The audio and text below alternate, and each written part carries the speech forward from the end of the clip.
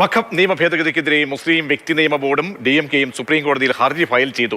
വഖഫ് നിയമ ഭേദഗതി ഭരണഘടനാ വിരുദ്ധമെന്ന് വാദിച്ചാണ് ഹർജി സമർപ്പിച്ചിരിക്കുന്നത്. ബാലഗോപാലുണ്ട്. ബാലു, ഇരു സഭകളും കടന്നിരിക്കുന്ന സാഹചര്യത്തിൽ ഇനി എന്താണ് ഇവരുടെ നിയമ പോരാട്ടം? എങ്ങനെയാണ് DMKയുടെയും ഒപ്പം വ്യക്തി നിയമ ബോർഡിന്റെയും?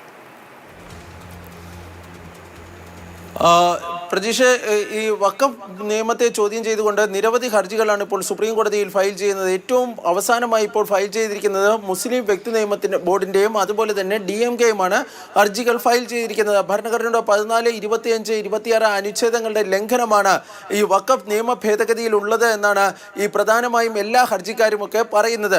ഇന്ന് രാവിലെ ഈ ഹർജി അടിയന്തരമായി കേൾക്കണമെന്ന് മുസ്ലിം ലീഗിന് വേണ്ടി ഹാജരായ സീനിയർ അഭിഭാഷകൻ കപിൽ സിബൽ സുപ്രീം കോടതിയിൽ ആവശ്യപ്പെട്ടിരുന്നു. തുടർന്ന് ഉച്ചയ്ക്ക് ശേഷം ഈ ഹർജി എപ്പോൾ പരിഗണിക്കും എന്നതിനെ സംബന്ധിച്ച്, അതായത് പരിഗണിക്കുന്ന തീയതി സംബന്ധിച്ച ഒരു പ്രഖ്യാപനം നടത്താമെന്നാണ് ചീഫ് ജസ്റ്റിസ് പറഞ്ഞത്. കാരണം ഈ ഹർജി അടിയന്തരമായി പരിഗണിക്കണമെന്ന ആവശ്യം തൻ്റെ മുന്നിൽ എത്തിയിട്ടില്ല. രേഖാമൂലം അത് എത്തിക്കഴിഞ്ഞാൽ ഉടൻ തന്നെ അതിൽ തീരുമാനമെടുക്കാമെന്ന് ചീഫ് ജസ്റ്റിസ് വ്യക്തമാക്കുകയും ചെയ്തു. ഫലത്തിൽ ഇന്ന് വൈകിട്ടോടുകൂടി ഈ വഖഫ് ഭേദഗതി ബില്ലിനെ ചോദ്യം ചെയ്തുകൊണ്ട് മുസ്ലിം ലീഗും സമസ്തയും ഉൾപ്പെടെ നൽകിയിരിക്കുന്ന ഏതാണ്ട് 2 ഡസനിലധികം ഹർജികൾ അത് എപ്പോൾ പരിഗണിക്കുമെന്നതിനെ സംബന്ധിച്ച് കൃത്യമായ ഒരു വിവരം ലഭിക്കുന്നതായിരിക്കും.